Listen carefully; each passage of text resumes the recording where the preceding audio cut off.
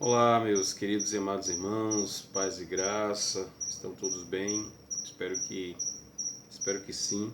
Espero que esse vídeo alcance os irmãos, essa palavra devocional. Só explicando para as pessoas que são inscritas aqui no canal, essas devocionais que nós temos gravado aqui, tem como objetivo alcançar irmãos do nosso campo missionário aqui da cidade de Morelândia, no sertão pernambucano. Obviamente, se você assiste as mensagens, as devocionais que aqui estão no canal, eu desejo que Deus abençoe sua vida e peço a você, se quiser compartilhar, fique à vontade para compartilhar em suas redes sociais. Se quiser se inscrever também, compartilhar com outros, fica aí a dica para vocês, tá bom? Eu quero ler só alguns versos do livro do profeta Abacuque, no capítulo de número 3, versículo 17 a 19. Ainda que a figueira não floresça e nem haja fruta na vide, o produto da oliveira minta e os campos não produzam mantimento, as ovelhas sejam arrebatadas do aprisco e nos currais não haja gado. Todavia eu me alegro no Senhor, exulto no Deus da minha salvação. O Senhor Deus é a minha fortaleza e faz os meus pés como os da coça e me faz andar altaneiramente ao mestre de canto para instrumentos de corda. Qual a razão do louvor de Abacuque? Quando a gente lê os últimos versos do profeta Abacuque, nos deparamos com uma confissão extraordinária de um homem crente, de um justo, que por um momento teve suas convicções abaladas, que por algum momento teve suas expectativas meio que duvidosas. Quando nós lemos esse livro do profeta Abacuque, nós nos deparamos com algo simplesmente extraordinário. Nesse livro, aliás, é possível nós lermos algo muito especial sobre a soberania de Deus, em como Ele conduz a vida de indivíduos, como Ele conduz a vida de nações inteiras, como Ele conduz a própria história.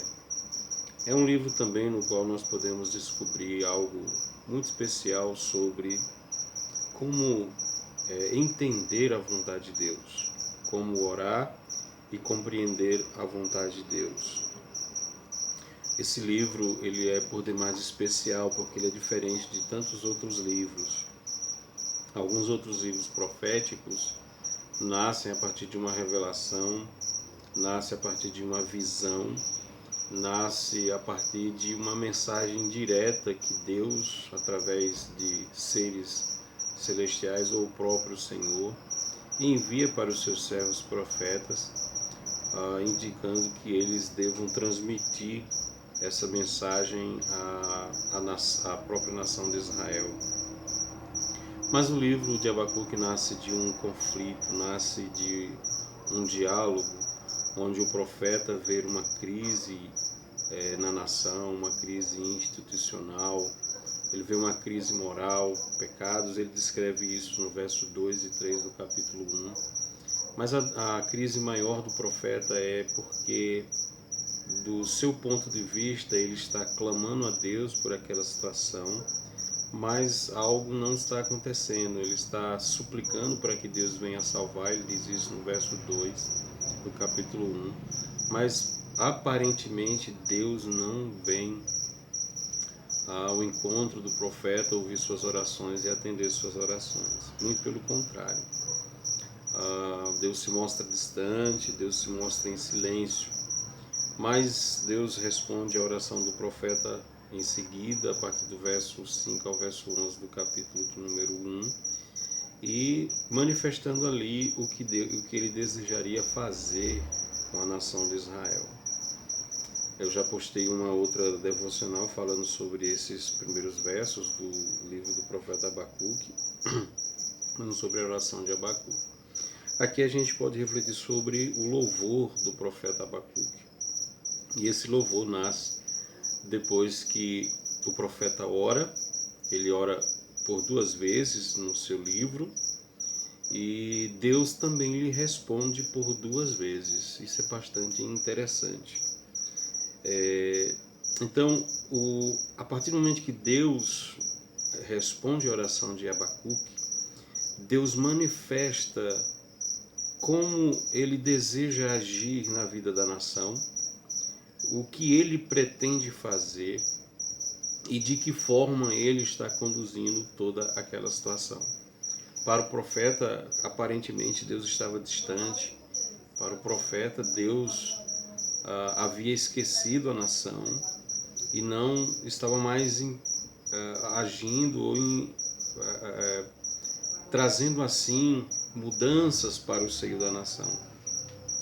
Mas as respostas de Deus mostram claramente que Deus está agindo constantemente. Ele não está inerte, ele não se esqueceu do seu povo, mas ele age constantemente na história. Tudo que está acontecendo ali, naquele momento da história, é uma ação de Deus. Deus está arquitetando todas as coisas. Essa é a palavra de Deus. Deus explica os seus planos para o profeta Abacuque, e uma vez que Deus explica os seus planos, os seus decretos ali para o profeta Abacuque, e isso então provoca nele, a primeira reação que provoca no coração do profeta Abacuque, depois de ele ouvir a palavra de Deus, nas respostas dadas pelo Senhor, a primeira reação é temor. Ele diz isso no verso 16 do capítulo 3.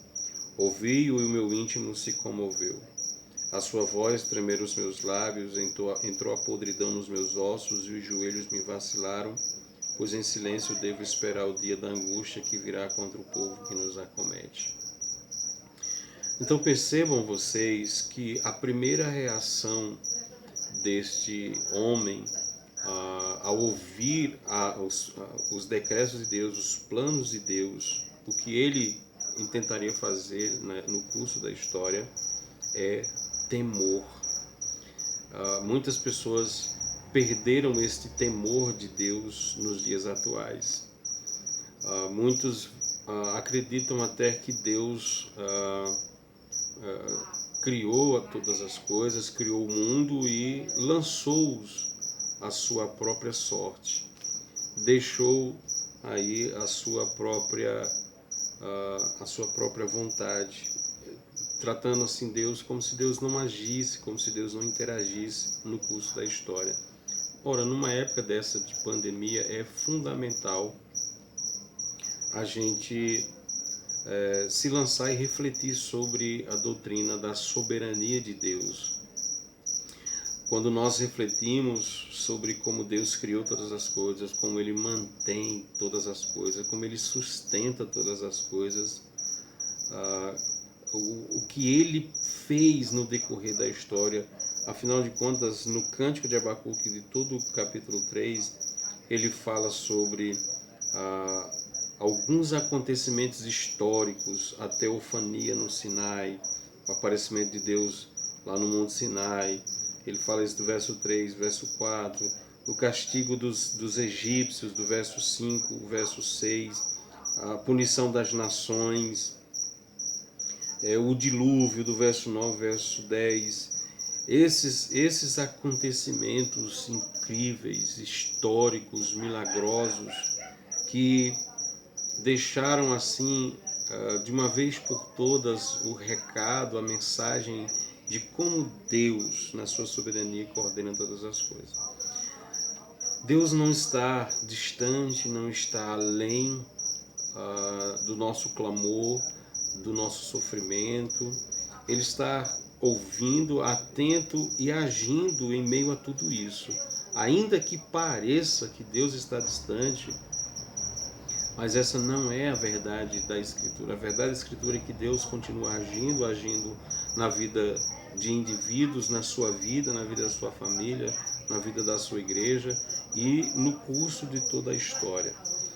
A segunda reação do profeta é essa convicção de louvor. essa convicção de que Deus sabe o que está fazendo.